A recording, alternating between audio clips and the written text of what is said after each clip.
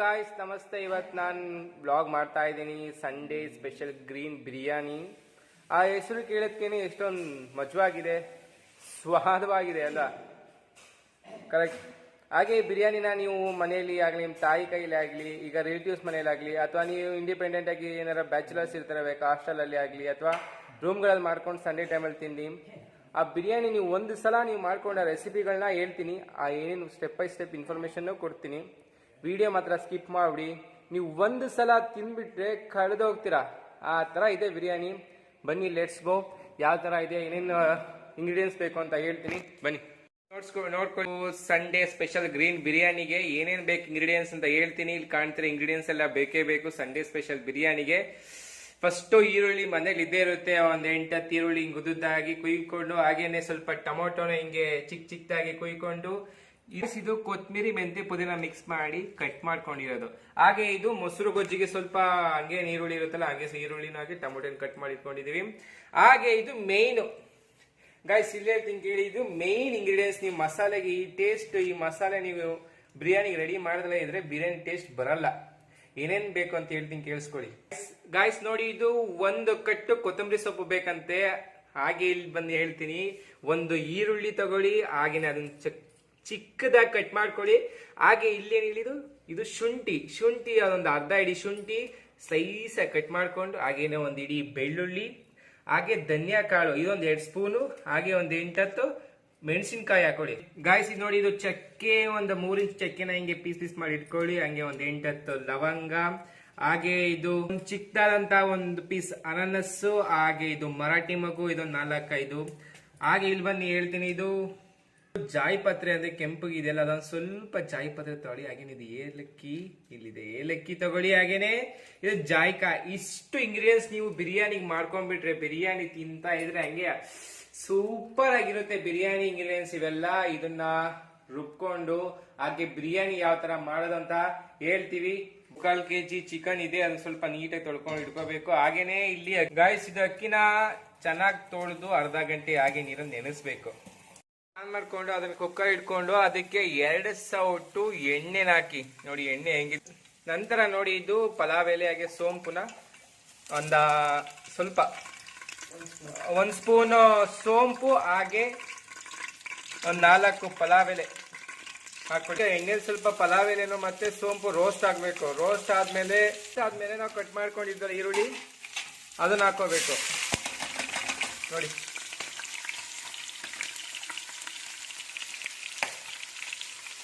ಅದು ಸ್ವಲ್ಪ ಮಿಕ್ಸ್ ಮಾಡ್ಕೊಂಡು ರೋಸ್ಟ್ ಮಾಡ್ಕೊಳ್ಳಿ. ಚೆನ್ನಾಗಿ ಅದು ರೋಸ್ಟ್ ಆಗ್ಬೇಕು ಈರುಳ್ಳಿ.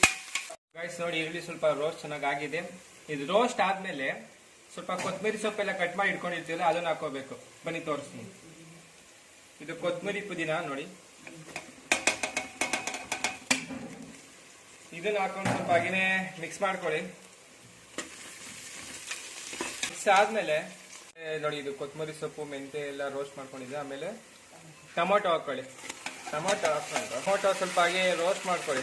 ಅದನ್ನು ಸ್ವಲ್ಪ ಹಾಗೆ ಗೈಸ್ ನೋಡಿ, ಎಲ್ಲ ಹಾಗೆ ಟೊಮೊಟೊ ಹಾಗೆ ಈರುಳ್ಳಿ ಎಲ್ಲ ರೋಸ್ಟ್ ಆದ್ಮೇಲೆ ನಾವು ಏನು ಮಸಾಲೆ ರುಬ್ಕೊಂಡಿರ್ತೀವಿ ಅದನ್ನ ಹಾಕೊಂಡು ಹಾಗೆ ಸ್ವಲ್ಪ ಬಾಡಿಸ್ಕೋಬೇಕು.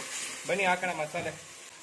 ನೋಡಿ, ಇದು ಮಸಾಲೆ ನಾನು ಹಾಕ್ತಾ ಇದ್ದೀನಿ. ಏನು ರುಬ್ಕೊಂಡಿದ್ದು ಆ ಮಸಾಲೆನ ಇದಕ್ಕೆ ಹಾಕ್ಬೇಕು. ಹಾಗೆ ನೋಡಿ, ಇದನ್ನ ಹಂಗೆ ಬಾಡಿಸ್ಕೊಳ್ಳಿ. ಹಿಂಗೆ ಸ್ವಲ್ಪ ಎಲ್ಲ ಮಸಾಲೆ ಹಾಕಿ ಅದು ಮತ್ತೆ ಇಂಗ್ರೀಡಿಯೆಂಟ್ಸ್ ಎಲ್ಲ ಹಾಕಿದಲ್ಲ ನೋಡಿ, ಈ ತರ ಗ್ರೀನ್ ಆಗಿರುತ್ತೆ. ನೋಡಿ, ಗ್ರೀನ್ ಆಗಿ ಈ ತರ ಮಸಾಲೆ ಇರುತ್ತೆ. ಅದನ್ನ ಹಂಗೆ ಹಿಂಗೆ ಬಾಡಿಸ್ಕೊಳ್ಳಿ, ಸೂಪರ್ ಆಗಿರುತ್ತೆ. ಇದಕ್ಕೆ ಸ್ವಲ್ಪ 1/4 ಚಮಚ ಹಾಗೆ ಅರಿಶಿನ ಹಾಕೊಳ್ಳಿ. ನೋಡಿ, ಅರಿಶಿನ ತೋರಿಸ್ತಾ ಇದ್ದೀನಿ.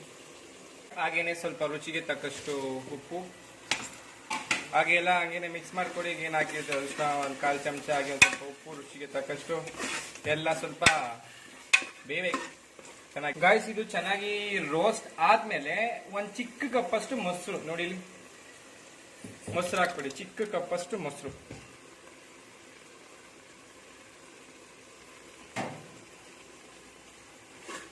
ಹಾಗೆ ಸ್ವಲ್ಪ ಮಿಕ್ಸ್ ಮಾಡ್ಕೊಡಿ. ಮೊಸರು ಹಾಕಿರ್ತೀರಲ್ಲ ಅದನ್ನ.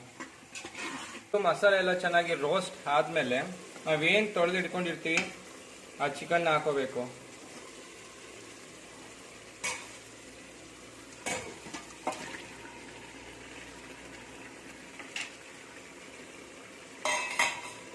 ಹಾಗೆ ಆ ಚಿಕನ್ನ ಹಾಗೆ ಮಸಾಲೆನ ಸ್ವಲ್ಪ ಹಾಗೆ ಮಿಕ್ಸ್ ಮಾಡ್ಕೊಳ್ಳಿ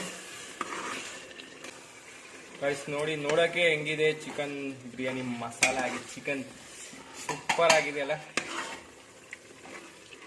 ಗಾಯ್ಸ್. ನೋಡಿ ಚಿಕನ್ ಮಸಾಲೆ ಎಲ್ಲ ಚೆನ್ನಾಗಿ ರೋಸ್ಟ್ ಆದ್ಮೇಲೆ ನೋಡಿ ಹೆಂಗಿದೆ ತೋರಿಸ್ತೀನಿ. ಮಸಾಲೆ ಈ ತರ ಇರ್ಬೇಕು ಮಸಾಲೆ ಚಿಕನ್. ಹಂಗೆ ಈ ಗ್ರೇವಿನೇ ತಿನ್ಬೋದು, ಅಷ್ಟು ರುಚಿಯಾಗಿ ಹಂಗೆ ಅಂತಿದೆ ಮಸಾಲೆ ಟೇಸ್ಟ್ ಎಲ್ಲ.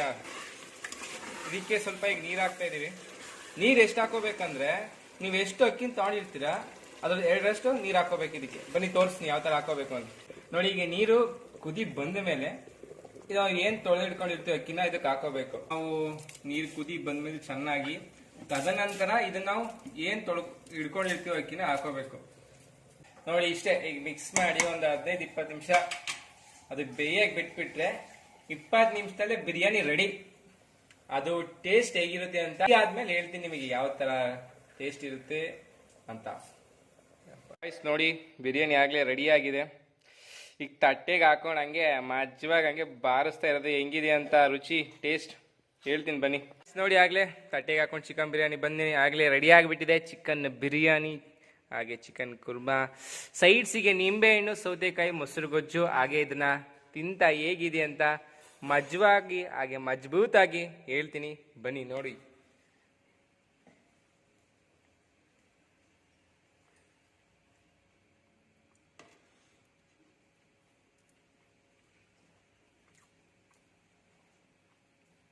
ಗೈಸ್ ನಿಜವಾಗಿ ಹೇಳ್ತೀನಿ ಸೂಪರ್ ಆಗಿದೆ ಬಿರಿಯಾನಿ.